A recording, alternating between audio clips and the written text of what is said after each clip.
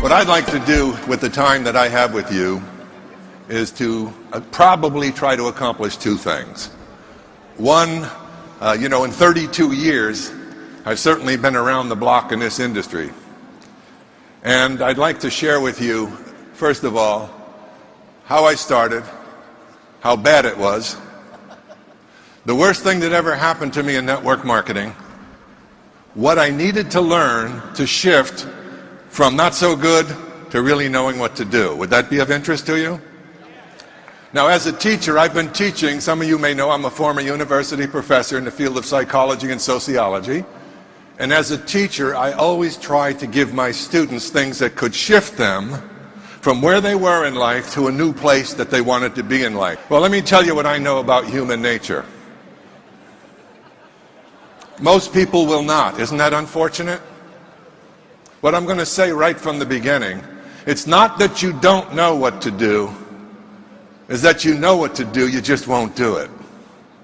How truthful is that for most people? So let me start by telling you my network marketing story.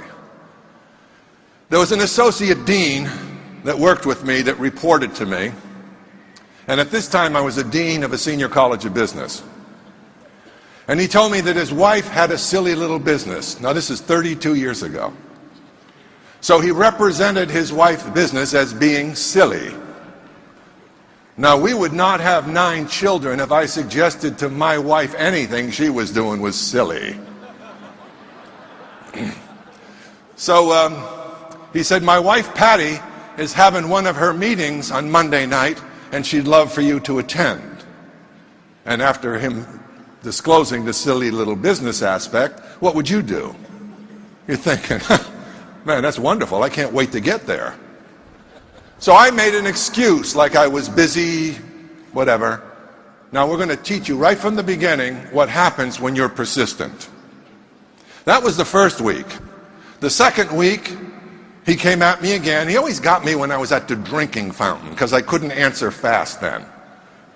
And he told me again about his wife's having her meeting. Would you please come and attend? She'd love you to attend. I made up another excuse. Now it's the third week. I made another excuse. The fourth week, I made another excuse. The fifth week, I made another excuse. Now I'm going to tell you something right now. About 90% of the people in this audience were probably gone and never thought of me again after the first or second. Are you learning anything? On the 6th invitation, I ran out of excuses. So I said, okay, I'll come this evening. I went home, and I said to my wife, we're going out this evening. And on the amount of money we were making, that meant the Spaghetti Palace, $1 a meal, all you can eat. And she said, where are we going? I said, we're going to Patty's got some kind of a business meeting, and she's invited me to go over there. Why don't you come along? And she said, doesn't Patty sell soap and pills? I said, I'm not sure what Patty sells. I said, but I'm not interested anyway. And she said, well, why don't you go ahead alone? I'll stay home with the children.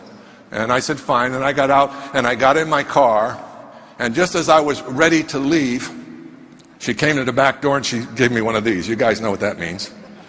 Hold it. I got something to say.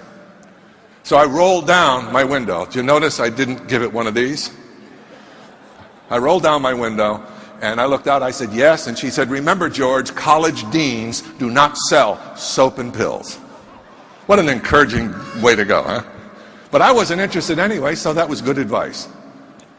I'm driving to the meeting, and as I was driving and getting closer to their home, I started to pray a little bit, and here was my prayer. God forbid any faculty member I ever worked with be at that meeting tonight. Did I have a problem? I had a huge ego problem. After all, selling was so undignified for a professor. No, you just have title and no money. So I got to the meeting. Things got worse. As I got into the meeting, there's 13 women. A guy about this high looked 100 years older than me. And me. Now you can imagine me trying to hide. I went to the back of the room. I said, think of this. That was like trying to hide a pregnant elephant on a tight wire. So I sat back there, and they started talking about their product.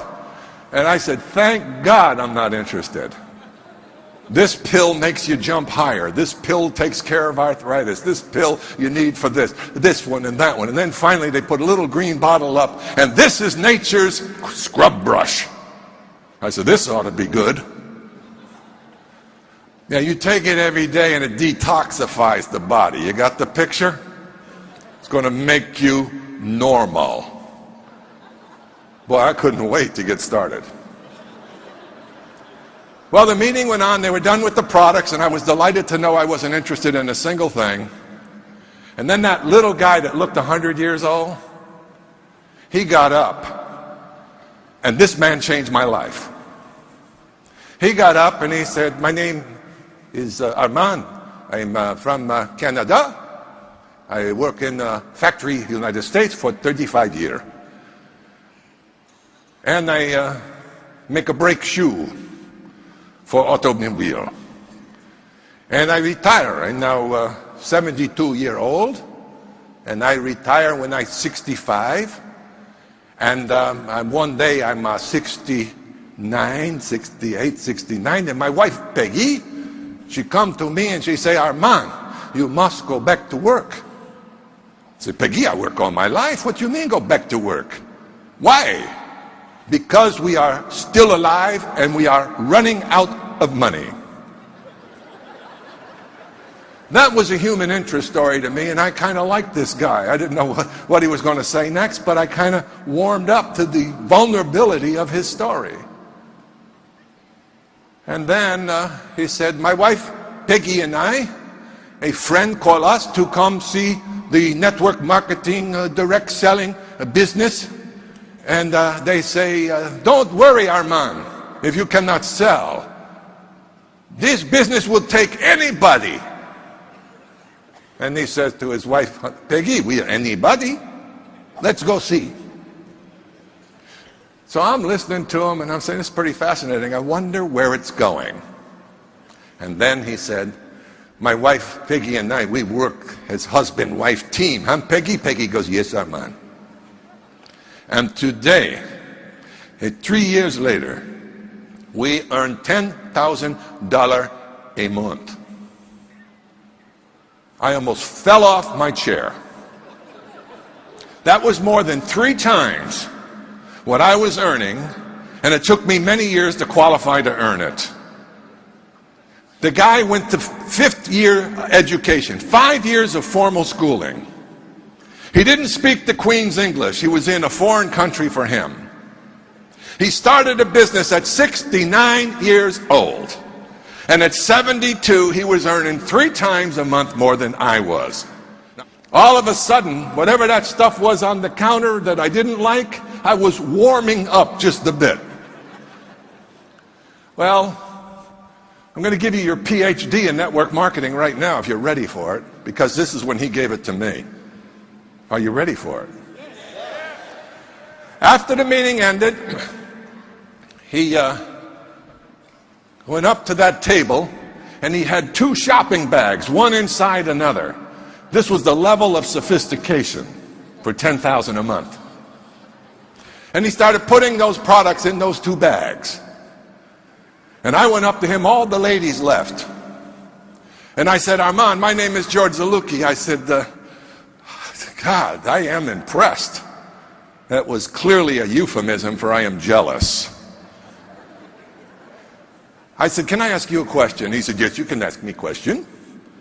I said, tell me, how can a guy like me who's only been a teacher and a coach get into this thing, network something, and make $10,000 a month? Now, why did I ask that question?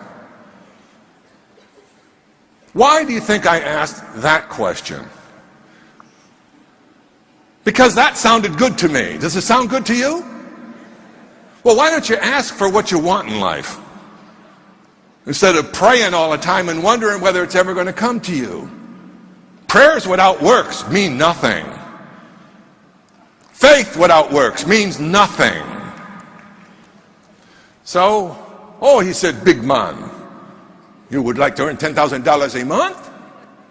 I said, yes, that would be nice. He stood right in front of me, and he was about this high, I swear. I'm big, but this guy was small. And he's looking up like this, and he said, I ask you a question, big man. Listen to the question. Listen to it. Will you, big man, as represent 1 year of your life? I don't care if you do full time or you do with your spare time. You'll just have more time to do same simple things. You don't look over your shoulder left for 1 year. You don't look over your shoulder right for 1 year. You focus your mind, and you will succeed. Can you do that? He said. And I answered like most people. I was not quite advanced at that point in how things really get done. So I said, well, I think I can do that. And here's what he did. Oh no, he said.